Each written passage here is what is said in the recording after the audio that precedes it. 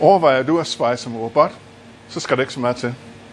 Du skal bruge en kobot fra Universal Robots, en linsesvejseslange, lidt software fra Olympus, der hører en kontrolboks med, og så en svejsemaskine. Så er du klar til at svejse med robot. Fordelen ved linsesvejseslangen er, at der på selve svejseslangen er der en knap til det, der hedder Free Drive. Når man trykker på den, så kan man flytte den op og ned, og derhen, hvor den skal svejse fra.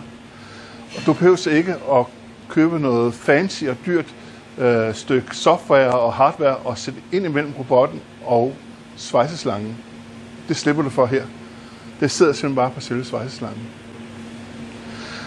Fordelen ved at bruge en kontrolboks, det er, at når du har programmeret, så kan du fjerne teachpanelen, den der hører med til Universal Robots, og så skal du kun trykke på den grønne knap, når du skal simulere, og når du så er sikker på, at det er det rigtige indstilleret det hele, så slår du over på ikke simulering mere, og så trykker du på den grønne knap igen, og så svejser den, og så slipper du for at betjene selve svejserobotten fra teachpanelen. Jeg vil kort demonstrere, hvordan man laver et program med Olympus software. Man går ind og vælger det, der hedder UR Caps, og så tager man en MIG-proces og plus weld, og så går man ned på den, der hedder Approach. Det er den der, hvor man skal fortælle robotten, hvor i nærheden skal man til at svejse. Man trykker så på den grønne knap og flytter ned på i nærheden, hvor man skal svejse, for eksempel her. Så trykker man Set Width Point og OK. Så skal man sige, okay, jamen, hvor er den skal svejse fra? Så trykker man på den, der hedder Weld Start. Så går man ned og tager ned i for eksempel her.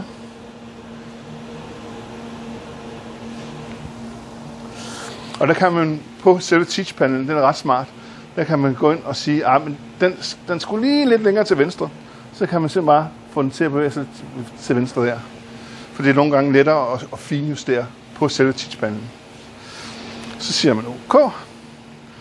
Så siger vi welding parameter. Nu tager jeg og vælger et welding parameter her, som jeg har lagt ind i forvejen. Sådan. Og så skal vi hen og sige, hvor skal den så svejse til. Og det tager vi så den grønne knap igen. Og siger, at nu skal den svejse dertil. Sådan cirka. Den skal måske lige lidt op. Så gør jeg nemlig også det, når jeg tager finjustereden med. Den skal lige lidt op. Sådan der. Og siger OK.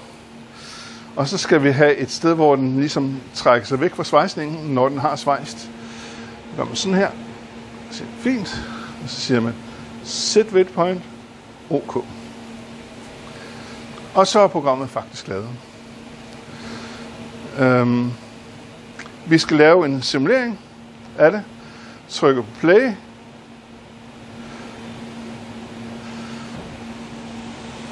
Sådan. Og så skal den stå på simulering her.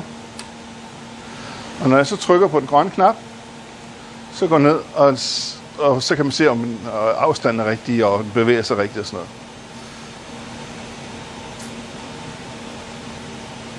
Når man så skal svejse, så drejer man på den her simuleringsknap.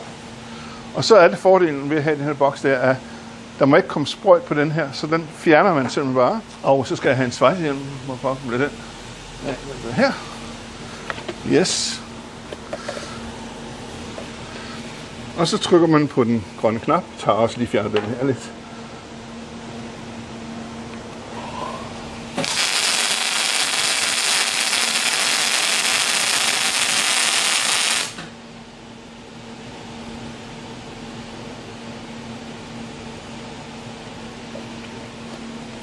Det var det.